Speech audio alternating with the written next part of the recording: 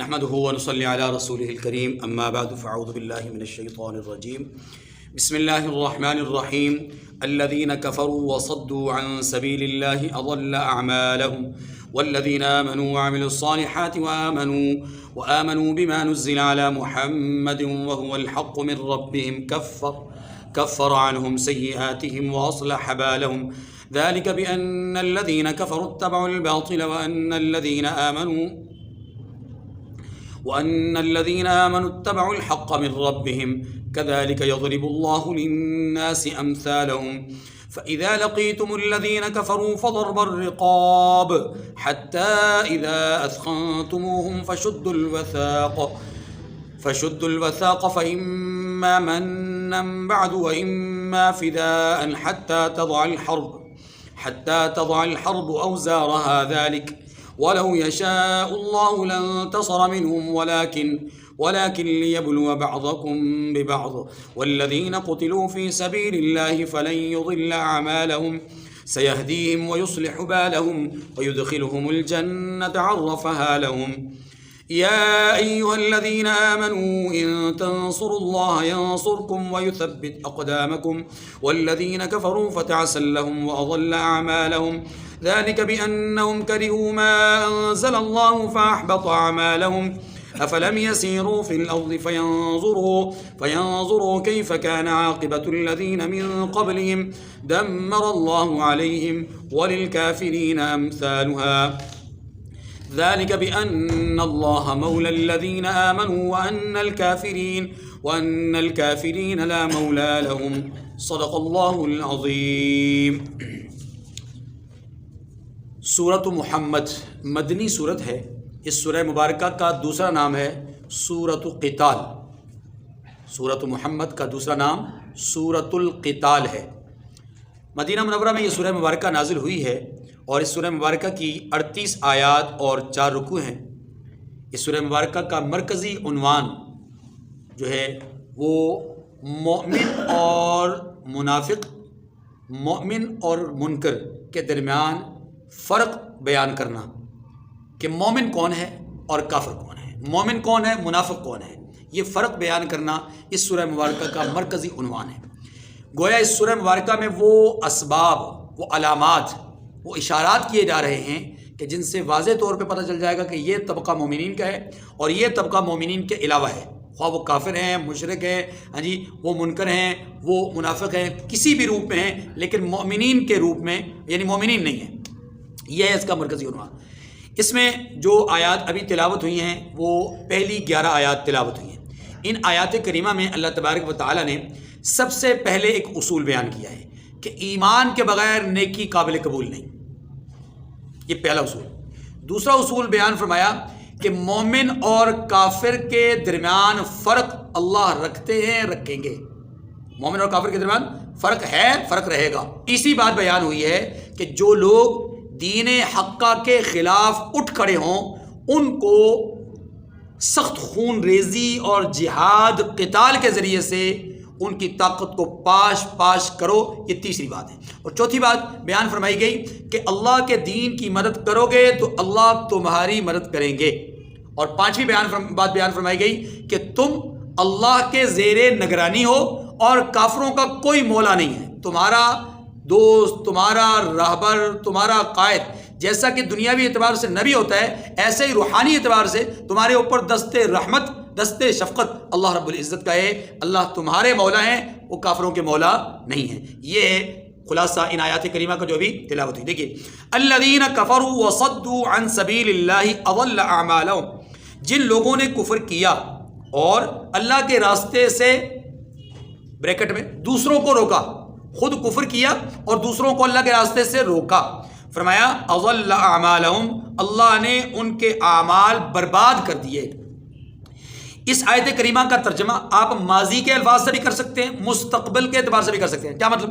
الذین کفروا، یعنی مضارع کے اعتبار سے بھی، الذین کفروا وصدوا عن سبیل اللہ، وہ لوگ کہ جنہوں نے کفر کیا اور اللہ کے راستے سے روکا، یہ ہے ماضی کا ترجمہ۔ مضارع کا ترجمہ یعنی حال کے اعتبار سے کیا کریں گے؟ الذین کفروا، وہ لوگ کہ جو کفر کر رہے ہیں، وصدوا عن سبیل اللہ، اللہ کے راستے سے لوگوں کو روک رہے ہیں، اضل اعمالهم، اللہ نے ان کے اعمال برباد کر دیے، یہ یقینی بات ہے. یہ اول اعمال، اللہ ان کے اعمال کو برباد کر دیں گے اگر وہ توبہ نہیں کریں گے. اگر وہ توبہ، دیکھیے اس آیت کریمہ میں یہ سمجھایا گیا کہ کافر اس کا کوئی بھی عمل ہو وہ برباد ہے، یعنی اس کے لیے خیر کا لکھا جانا اس کے لیے کوئی تصور نہیں ہے. سوال یہ ہے کہ ایک آدمی مومن ہے، ایک آدمی کافر ہے. مومن کسی غریب کو کھانا کھلائے اس کا اجر ملے، کافر غریب کو کھانا کھلائے اجر نہ ملے. مومن کسی کے ساتھ مالی تعاون کرے اس کا اجر ملے، کافر کو اجر نہ ملے. مومن کسی کی عیادت کرے اجر ملے، کافر کو عیادت کرنے پر اجر نہ ملے. مومن کسی کے ساتھ کوئی اور بھلائی کرے جانی طور پر، مالی طور پر، اس کو اجر ملتا ہے، کافر کو اجر نہیں ملتا. سوال یہ ہے کہ ایسا کیوں؟ جواب سمجھنے کے لیے جو قرآن پاک نے اصول بیان کیا ہے وہ تو ظاہر ہے اعمال کا دار و مدار ایمان پر ہے. لیکن یہ بات ذہن رکھیے کہ اس کا جواب یہ ہے کہ ایک آدمی وہ ہے کہ جو سلطنت کے اندر، ملک کے اندر زندگی گزارتا ہے ملک کے اصولوں اور قوانین کو مانتے ہوئے. دوسرا آدمی اسی سلطنت کے اندر زندگی گزار رہا ہے لیکن اس ملک کو نقصان پہنچانے کے ناپاک عزائم کے ساتھ، سازشی ذہن کے ساتھ. گویا ایک آدمی وہ ہے کہ جو ملک کے لیے وفادار ہے، دوسرا آدمی وہ ہے جو ملک کے قوانین کا غدار ہے، ملک کا غدار ہے. اب پوری دنیا کا مسلمہ اصول ہے کہ وفادار کو ہمیشہ صلہ دیا جاتا ہے، اس کو اچھائی کا بدلہ اچھائی سے دیا جاتا ہے. لیکن جو غدار ہوتا ہے اس کے لیے پوری دنیا کا مسلمہ اصول ہے کہ اس کو کبھی خیر سے یاد نہیں کیا جاتا، اس کو کبھی بھی اچھائی سے یاد نہیں کیا جاتا، اس کو سخت سزا ملتی ہے. اور صرف سزا نہیں ملتی بلکہ اس کی حیثیت کو بالکل زیرو لیول پر رکھا جاتا ہے. کیا مطلب؟ وہ انجینئر ہے تو تب، ڈاکٹر ہے تو تب، سائنٹسٹ ہے تو تب، کسی بڑی پوسٹ پر رہا ہو تب، ملک کے لیے اس نے بہت بڑا کوئی کارنامہ انجام دیا ہو کسی زمانے میں تب، لوگوں کے رفاہ کے لیے بہت اچھا کام کرتا ہو تب، لوگوں کی بھلائی کے لیے اس نے بہت سارے ادارے کھول رکھے ہوں تب.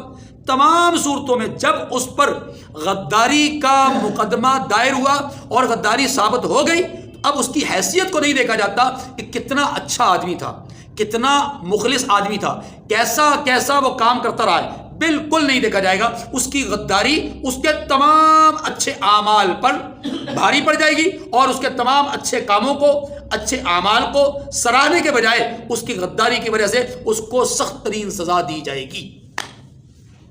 یہ ہے پوری دنیا کا مسلمہ اصول. جب تمام ممالک، تمام سلطنتیں وہ غدار کو برداشت نہیں کر سکتی تو اللہ احکم الحاکمین، جس نے اس کائنات کی سلطنت کو سجایا ہے اور جو خود اس کا اکیلا تنہا فرمان روا ہے اور اس کا اکیلا تنہا بادشاہ حقیقی ہے، وہ کیسے برداشت کرے گا کہ اس کے نظام میں ایک وفادار ہو، ایک غدار ہو، وہ وفادار کو بھی صلہ دے، غدار کو بھی صلہ دے؟ ممکن نہیں ہے. اس لیے وہ وفادار کو صلہ دے گا اور غدار کو سزا دے. یہی بات یہاں پر ثابت ہوتی ہے. الذین کفروا وصدوا عن سبیل اللہ، جنہوں نے کفر کیا یعنی سلطنت کے قوانین کو نہیں مانا، ملک کے قوانین کو پس پش ڈالا. وصدوا عن سبیل اللہ، صرف پس پش نہیں ڈالا بلکہ وصدوا عن سبیل اللہ، ان قوانین کا استہزاء کیا، ان قوانین کا مذاق کیا، ان قوانین کو پائمال کیا. اضل اعمالهم، پھر یہ غدار ہو گیا. اور غدار کی سزا کیا ہے؟ اس کی نیکیوں کو، اس کی خوبیوں کو، اس کی بھلائیوں کو نہیں دیکھا جاتا بلکہ اس کے تمام اچھے اعمال برباد ہو جاتے ہیں غداری کے جرم کی وجہ سے. بس مانگی والذین آمنوا وعملوا الصالحات وآمنوا بما نزل على محمد وهو الحق من ربهم كفر عنهم سیئاتهم واصلح بالهم. اب اس کے مقابلے میں اللہ اہل ایمان اور کافر دونوں کے فرق کو بیان کرتے ہیں. فرمایا اور جو ایمان لائے اور نیک عمل کرتے رہے اور جو کتاب محمد صلی اللہ علیہ وسلم پر نازل ہوئی یا جو وحی رسول اللہ علیہ وسلم پر نازل ہوئی اسے مانتے رہے اور وہ ان کے پروردگار کی طرف سے برحق ہے، یعنی وہ وحی بھی برحق ہے، اس کو مانتے رہے، ان سے ان کے گناہ دور کر دیے اور ان کی حالت سنوار دی. پہلی آیت میں کفار کے متعلق کہا ان کے اعمال برباد، دوسری آیت کریمہ میں اہل ایمان کے متعلق کہا کہ ان کے اعمال کو سراہا جا رہا ہے. یہ فرق بیان کیا گیا ہے. یہ کیا فرق ہے؟ کیوں؟ اس لیے کہ پہلوں نے اصول اور قوانین کو نہیں مانا، دوسروں نے اصول اور قوانین کو، تو پہلے غدار اور دوسرے کیا ہیں؟ وفادار. تو وفادار کو صلہ دیا جاتا ہے، غدار کو سزا. اسی بات. اب ایک بات یہاں ضمن یہ بھی سمجھ لیجئے، اللہ پاک فرماتے ہیں وآمنوا بما نزل علی محمد، جو محمد صلی اللہ علیہ وسلم پر نازل کیا گیا اس پر ایمان لاتے ہیں. کیا رسول اللہ صلی اللہ علیہ وسلم پر صرف قرآن نازل ہوا ہے؟ نہیں. وحی کی دو قسمیں ہیں. آپ صلی اللہ علیہ وسلم پر جو اللہ کی طرف سے آپ کے پاس پیغامات آئے اس کو وحی کہتے ہیں، اور وحی کی دو قسمیں، ایک وحی جلی اور دوسرا وحی خفی۔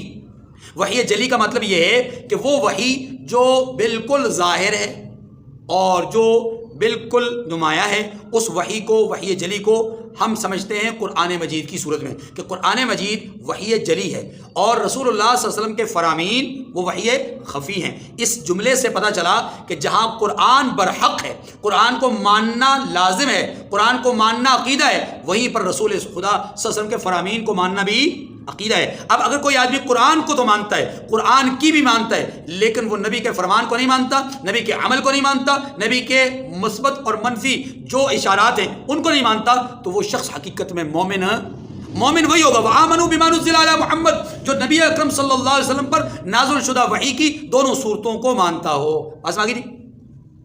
آگے فرمایا وہو الحق من ربہم، یہ وحی کا اترنا محمد کریم پر برحق ہے، چاہے وہ وحی جلی کی صورت میں ہو چاہے خفی کی صورت میں ہو۔ آگے دو اللہ پاک نے اعزاز بیان فرمائے سورہ میں، اس آیت کریمہ میں جو لوگ اہل ایمان ہیں ان کو دو اعزاز دیے، ایک ان کے گناہ دور کر دیے گئے، اللہ نے گویا فیصلہ فرما دیا کہ جو لوگ اپنے اعمال کو بچا کر کے اللہ تک پہنچا دیں گے ان کے گناہ دور کر دیے گئے، اور دوسرا وَأَصْلَحَ بَالَهُمْ، اللہ نے ان کی حالت کو سنوار دیا، حالت کو دنیاوی اور دینی ہر دو حالتوں کو اللہ تبارک و تعالیٰ نے ان کی سنوار دیا، وہ اطمینان قلب اور خوشحالی نصیب فرما دی۔ ذَلِكَ بِأَنَّ الَّذِينَ كَفَرُوا اتَّبَعُوا الْبَاطِلَ وَأَنَّ الَّذِينَ آمَنُوا اتَّبَعُوا الْحَقَّ مِن رَّبِّهِمْ، یہ اللہ پاک نے دونوں آیتوں میں جو اصول بیان فرمایا نا، کافر کے لیے الگ، مومن کے لیے الگ فرمایا، یہ ہمارا جو الگ الگ بیان کرتا اصول ہے، اس کی وجہ کیا ہے؟ اس کی وجہ یہ ہے کہ ذالک بان الذین کفروا اتبعوا الباطل، یہ جو اعمال کو ضائع کرنا کافر کا اور اعمال کی اصلاح کا یا حالت کی کو سنوارنا مومن کا، یہ جو ہم نے بیان کیا، اللہ فرماتے ہیں اس لیے کہ جن لوگوں نے کفر کیا انہوں نے جھوٹی بات کی پیروی کی، اور جو ایمان لائے وہ اپنے پروردگار کی طرف سے حق کے پیچھے چلے۔ کذالک یضرب اللہ للناس امثالهم، اسی طرح اللہ لوگوں سے ان کے حالات بیان فرماتا ہے، یعنی اللہ اپنے بندوں کے حالات لوگوں سے اسی طرح بیان فرماتا ہے کہ جو قوانین کی پابندی کریں گے ان کے لیے اعزاز، جو نافرمانی کریں گے ان کے لیے کیا ہے؟ سزا۔ یہ دو باتیں ہو گئی، پہلی بات اللہ رب العزت کافر کے یعنی ایمان کے بغیر اعمال کو قبول نہیں کرتے، دوسرا مومن اور کافر کے درمیان فرق، یہ دو باتیں ختم ہو۔ اب تیسری بات جہاد سے متعلق، اگلی آیت کریمہ کو پڑھنے سے پہلے ذرا یہ سمجھیے، جہاد اسلام کے ان بنیادی اعمال میں سے ایک عمل ہے کہ جو کرۂ ارضی پر زمین کی کاشت جس طرح ہوتی ہے، زمین کی کاشتکاری کرنے کے لیے دو چیزیں عام طور پر لازم ہوتی ہیں، ایک اچھا بیج استعمال کرنا، دوسرا نقصان دہ چیزوں کو ہٹانا۔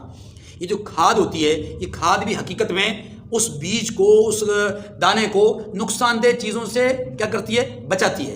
اسی طریقے سے دیگر جو اس میں جڑی بوٹیاں اگ جاتی ہیں یا دوسری چیزیں اگ جاتی ہیں ان کو وقتاً فوقتاً کاشتکار کیا کرتا ہے؟ اٹھاتا رہتا ہے، ہٹاتا رہتا ہے۔ کیوں؟ اس لیے کہ یہ عمل کرے بغیر، یہ عمل کیے بغیر وہ جو فصل ہے وہ کارآمد نہیں ہو سکتی۔ فصل کو کارآمد بنانے کے لیے، اس سے فائدہ اٹھانے کے لیے جہاں بیج کا اچھا استعمال ضروری ہے، وہیں پر جتنی بھی نقصان دہ چیزیں ان کو ہٹانا بھی ضروری ہے۔ یہ ایک عام سی بات ہے۔ اب یہ جو کائنات کا نظام ہے نا، اس کو آپ کہہ لیجئے کہ کائنات کے اس نظام میں اللہ نے اپنے دین کو ایک کھیتی کی مانند رکھا ہے۔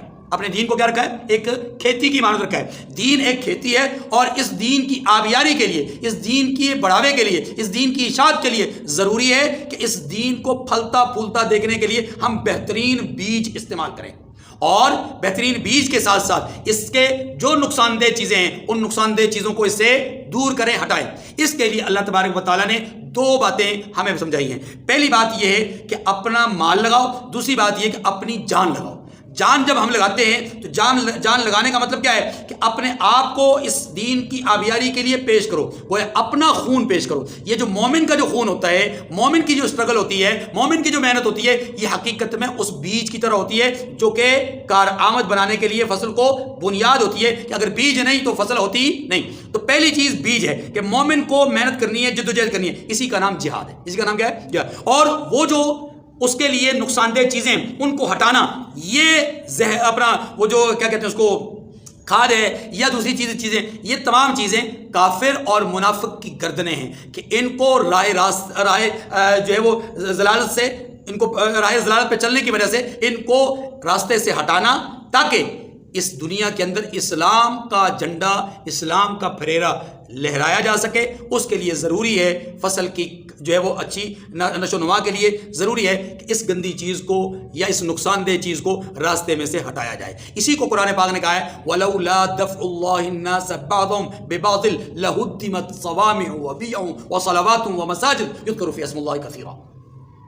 اگر اللہ کی طرف سے یہ جو جہاد کا حکم ہے اگر یہ نہ ہوتا، یہ جو مومن کا رائے حق میں کٹنا ہے، کافر کا رائے حق کے لیے یہ وہ کافر کو مارنا ہے، رائے حق کی وجہ سے، اللہ کے کلمے کی وجہ سے کافر کی گردن اڑانا، اگر یہ سب کچھ نہ ہوتا، اللہ فرماتے ہیں اس کائنات پر کوئی عبادت خانہ قائم نہ رہتا، کوئی مسجد قائم نہ رہتی، کوئی اللہ کا ذکر نہ ہوتا. ہاں جہاں جہاں اللہ کا ذکر ہوتا ہے اس کی وجہ پیچھے یہی ہے کہ یہ عمل جہاد موجود ہے. اب خلاصہ یہ ہوا کہ جہاد اللہ کے احکامات میں سے، اللہ کی طرف سے بیان کردہ اعمال میں سے ایک اہم ترین عمل اور اہم ترین حکم ہے.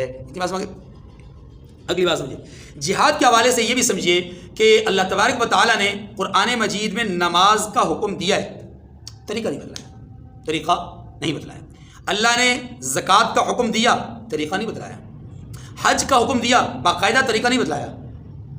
لیکن جہاد وہ عمل ہے کہ جس کا حکم بھی موجود ہے، اور صرف حکم موجود نہیں، اپنے حبیب سے کہا کہ آپ بھی اہل ایمان کو جہاد کے لیے ابھاریے، تیار کیجئے. اور صرف ابھارنا ہی نہیں، صرف حکم دینا ہی نہیں، قرآن مجید نے جہاد کرنے کا طریقہ بھی بتلایا ہے. کافر کو کہاں مارنا ہے، کیسے مارنا ہے، کس انداز میں مارنا ہے، کس قدر مارنا ہے، یہ بھی بتایا ہے.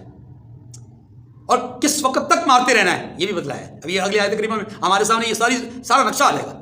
تو گویا جہاد وہ بابرکت عمل ہے کہ جس کا طریقہ اللہ خود سکھا رہے ہیں. اب دیکھیے فَإِذَا لَقِيتُمُ الَّذِينَ كَفَرُوا فَضَرْبَ الرِّقَابِ، یوں بھی تو کہا جا سکتا ہے کہ فَإِذَا لَقِيتُمُ الَّذِينَ كَفَرُوا فَاقْتُلُوا، جب تم کافروں سے ملو تو تم کو قتل کر دینا. لیکن نہیں، یہاں پر کیا کہا فَإِذَا لَقِيتُمُ الَّذِينَ كَفَرُوا فَضَرْبَ الرِّقَابِ، جب تم کافروں سے بھڑ جاؤ تو ان کی گردنیں اڑا دو. ان کی طریقہ بتلا دیا. اچھا اس سے اگلی بات حَتَّى إِذَا أَثْخَنْتُمُوهُمْ فَشُدُّوا الْوَثَاقَ، کب تک مارتے رہو؟ فرمایا کہ یہاں تک کہ جب ان کو خوب قتل کر چکو تو فَشُدُّوا الْوَثَاقَ، تو پھر مضبوطی سے قید کر لو. کیا مانا یہ کہ اچھی طرح خون ریزی پہلے کرو، اچھی طرح ان کا صفایا کرنے کی کوشش کرو، جو مر جائیں، جو بچ جائیں پھر ان کو سختی سے قید کر لو. دیکھیں اتنی سخت بات ہے، کتنا زبردست قسم کا طریقہ اللہ تبارک و تعالیٰ بیان فرمایا. پھر فرمایا فَإِمَّا مَنًّا بَعْدُ وَإِمَّا فِدَاءً حَتَّى تَضَعَ الْحَرْبُ أَوْزَارَهَا، اس سے اگلا مرحلہ بھی بیان کیا. فرمایا کہ پھر اس کے بعد یا تو احسان رکھ کے چھوڑ دینا چاہیے یا کچھ مال لے کر. اب یہ پہلو میں عرض کرتا ہوں، اس کو ذرا سمجھیے. اللہ پاک اس کے بعد بیان، پہلی بات تو یہ فرمائی کہ میدان میں جب جاؤ تو اچھی طرح کفار کے ساتھ لڑو، انہیں مارو پیٹو، قتل کرو، انہیں گردنیں اڑا دو ان کی. اب معاملہ ختم ہو جاتا ہے، جنگ رک جاتی ہے، بند ہو جاتی ہے. تو جو تمہارے ہاتھ میں قیدی لگتے ہیں ان کو قید کر لو، اچھی طرح مضبوطی سے ان کو قیدی بنا لو. مانا یہ کہ ان کو پوری طرح سے بغیر کسی رفقت اور بغیر کسی رفق کے، بغیر کسی نرمی کے ان کو جو ہے وہ کیا کرو، قیدی بنا لو. قیدی بنانے کے بعد اب جب تم دیکھتے ہو کہ تمہارے بھی کچھ لوگ قیدی بن گئے یا تمہیں مال کی ضرورت ہے، تو یہ تمہارے پاس بہترین آپشن ہے یہ قیدی کہ یا تو اپنے قیدیوں کو ان قیدیوں کے بدلے میں چھڑوا دو، اور یا یہ کہ ان کو عوض لے کر کے چھوڑ دو. گویا عوض مالی بھی ہو سکتا ہے، عوض آپ کے قیدی بھی ہو سکتے ہیں. اسی کے اندر ضمناً یہ بھی بیان فرما دیا کہ اما فداء فاما من بعد و اما فداء، یا تو یہ کہ تم عوض لو فدا، یا یہ کہ اس سے پہلے کہا اما من بعد، مرضی ہے تمہاری، تم احسان کرنا چاہو تو احسان بھی کر سکتے ہو.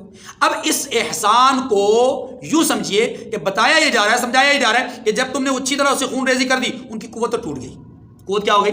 ٹوٹ گئی. اب جب قوت ٹوٹ گئی ہے تو اب اگر تم ان پر احسان کرتے ہو، ان کے کچھ افراد کو ویسے ہی مفت میں چھوڑ دو گے، تو ہو سکتا ہے اس تمہارے عمل کے نتیجے میں وہ ایمان لے آئیں، یا ان کو دیکھ کر کے ان کے کئی رشتہ دار ایمان لے آئیں. یہ بھی ہو سکتا ہے. نہیں تو آپ کو اختیار ہے، آپ ان کا عوض لیں، بدلہ لیں، اور وہ قیدیوں کی صورت میں بھی ہو سکتا ہے، مال کی صورت میں بھی. ٹھیک ہے جی. حتی تضع الحرب اوزارها، یہاں تک کہ تمہارا جو فریق مخالف ہے وہ لڑائی کے اعتبار سے لڑائی کے ہتھیار پھینک دے.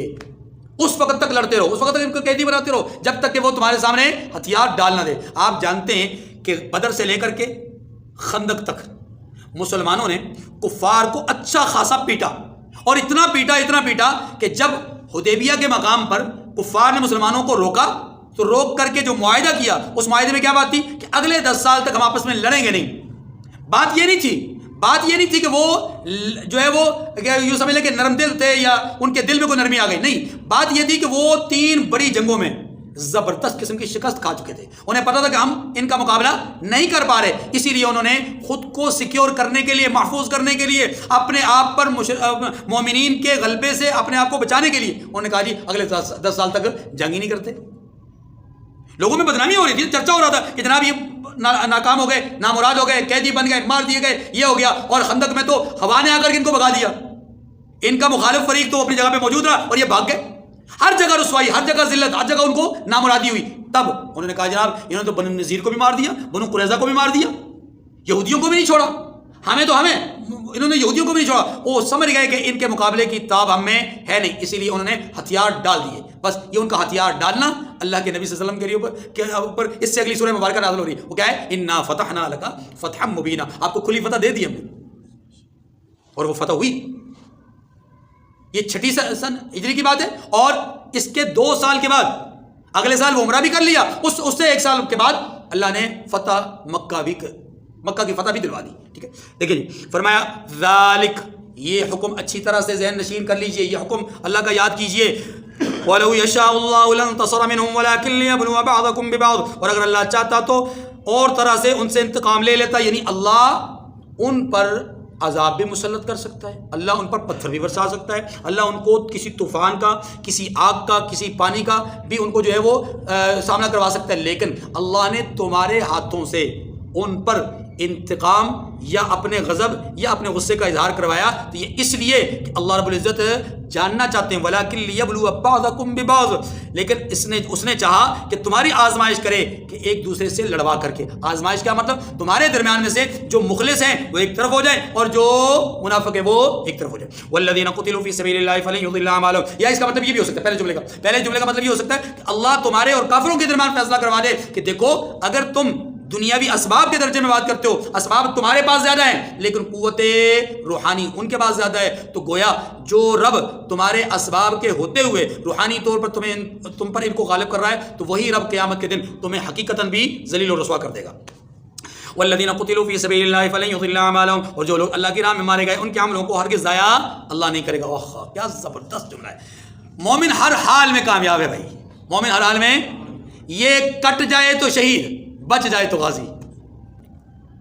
سیہدیہم ویصلح بالہم، بلکہ ان کو سیدھے راستے پر چلائے گا اللہ، ویصلح بالہم، اور ان کی حالت کو بھی درست کر دے گا، ویدخلہم الجنۃ عرفہا لہم، اور تیسری بات فرمائی ان کو جنت میں جس سے انہیں شناسا رکھا ہے داخل کرے گا۔ کیا معنی؟ جس کی پہچان دنیا میں اللہ کرواتا رہا ہے، بھائی جنت یہ ہے، جنت کی نعمتیں یہ ہے، حور و غلمان ہے، یہ نعمتیں دنیا میں اللہ اپنے حبیب صلی اللہ علیہ وسلم کی زبان سے یا اپنے قرآن کی زبان سے ان کو سکھلاتا رہا، اسی جنت میں اللہ ان کو داخل کرے گا۔ اب اگلی بات جو تھی، فرمایا یا ایھا الذین آمنوا ان تنصروا اللہ ینصرکم ویثبت اقدامکم، اے اہل ایمان اگر تم اللہ کی مدد کرو گے تو وہ بھی تمہاری مدد کرے گا، اللہ، ویثبت اقدامکم، اور تمہیں ثابت قدم رکھے گا۔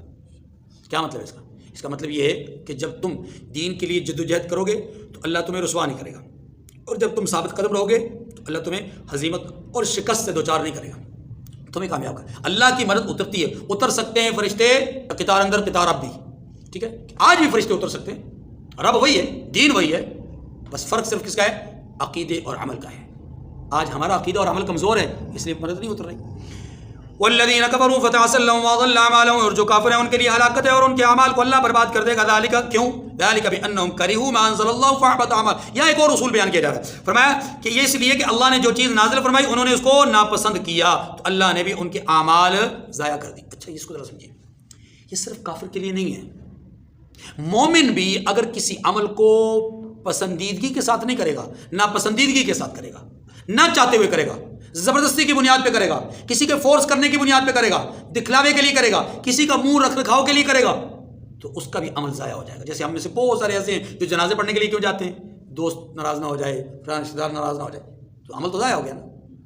کسی نے زبردستی کہا چل یا نماز کے لیے، آنا نہیں چاہتا دل سے، لیکن اس دوست کی وجہ سے چلا آیا، یار اس کے ساتھ بزنس میٹنگ ہو رہی ہے، اگر میں اس کے کہنے پر نہیں جا رہا تو یہ آرڈر نہیں لے گا، یہ کہے گا یار یہ بے نمازی آدمی ہے، تو اس کو دکھانے کے لیے، اس سے اپنا آرڈر منوانے کے لیے، آرڈر لینے کے لیے یہ کر رہا ہے، تو نماز تو ضائع، اپنا عمل تو ضائع ہو گیا نا۔ یہی بات سمجھائے گی، کافر ہے یا مومن ہے، اگر وہ اس کام کو ناپسندیدگی سے کرے، کافر تو ویسے ہی ضائع ہو گیا اس کا عمل، لیکن مومن بھی اگر کسی عمل کو، عمل صالح کو ناپسندیدگی سے کرے گا تو اس کا عمل کیا ہو جائے گا؟ ضائع۔ افلم یسیروا فی الارض فینظروا کیف کان عاقبۃ الذین من قبلہم، اللہ تبارک و تعالیٰ پچھلی قوموں کے احوال ان کو یاد کروانے کے لیے ان کو تھوڑی سی توجہ دلا رہے ہیں، بھائی پچھلے قوموں کے احوال دیکھ لو، کیا انہوں نے ملک میں سیر نہیں کی تاکہ دیکھتے کہ جو لوگ ان سے پہلے تھے ان کا انجام کیا ہوا؟ دمر اللہ علیہم وللکافرین امثالها، اللہ نے ان پر تباہی ڈال دی اور اسی طرح کا عذاب ان کافروں کو ہوگا۔ کیا مانا؟ ان پر جس طرح اللہ نے طوفان بھیجے، تباہی بربادی ان کو سامنا کرنا پڑا، ایسے ہی ان کافروں کو بھی اللہ بخشے گا نہیں۔ ذالک بان اللہ مولی الذین آمنوا وان الکافرین لا مولی لهم، یہ اس لیے کہ جو مومن ہیں ان کا کارساز اللہ ہے اور جو کافر ہے ان کا کوئی کارساز نہیں۔ مومن کا کارساز اللہ ہے، کیا کافر کی بگڑی بنانے والا کون ہے؟ وہ بھی تو اللہ ہے۔ مومن کی کفالت کرنے والا اللہ ہے تو کافر کی کفالت کون کر رہا ہے؟ مومن کو رزق دینے والا اللہ ہے، کافر کو رزق دینے والا کون ہے؟